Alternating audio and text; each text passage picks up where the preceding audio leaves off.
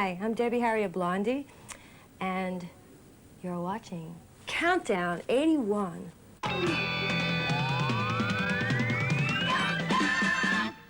Well, Debbie, Chris, welcome yet again to Countdown. It seems like the annual affair of coming to New York. It is. Yeah, it's about time you came down to Australia again, I reckon. Yeah, it is. All right, let's go to Tour de American, which is completely different to anything else around.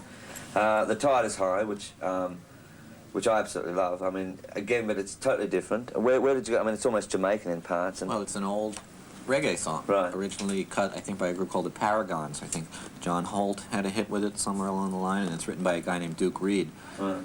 Well, I've heard the originals. I mean, it's again, you've given a new sort of dimension to it, though.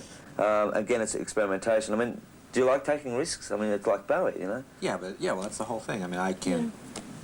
You have to take It's risks. exciting, you know. I mean, if we were, I feel somehow that if we stuck to a formula, we would be condemned as much, you know. Right.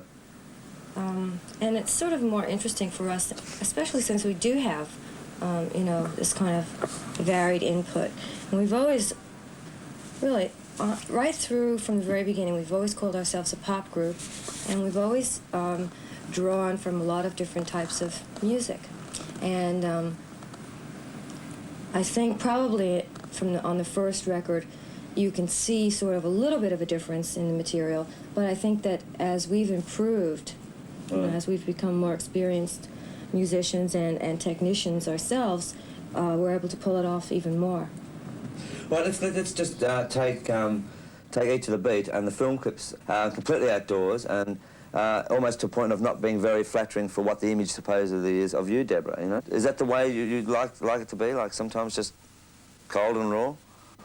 Well, I think that that's what rock and roll is, you know, and that certainly is a part of what the music from 1975 to the present has stood for. You know, sort of a return to minimalism and a basic kind of thing, and a bit rougher. Right. You know, the sort of the minimal, you know, frontier approach, I guess. All those albums and knowing all those albums now, has it changed you very much? No, I don't. Carefully look at it. No, I don't think our relationship to the music has changed. Yeah. What about your own selves? You were talking about control when we weren't on film. I mean, you finally feel you've got control of your own destinies. Creative control. Yeah. Which, unfortunately, I think a lot of people in, you know, commercial music and art often have to, I don't know, sacrifice things to become, I don't know, to sort of maintain a career and to satisfy companies, you know. Everybody loses their illusions that they have. You know, I Yeah. personally have lost a lot of illusions that I've had about show business and the magical quality of the whole thing, you know. Whereas critics like to sort of lock groups into categories, especially the English critics, and they've had a field day with you, especially with Auto America. Well, we were expecting a backlash from the English critics actually for Eat to the Beat because, you know, they like to feel that they're in control themselves, you know. You know, the whole thing about Blondie is being eclectic and doing a lot of different styles, and I think now that we have so much work out, people can really sort of sit back and look at it and say, look, they really do go through this whole transition of all these different styles. Right. And that's one of the things we've always tried to do.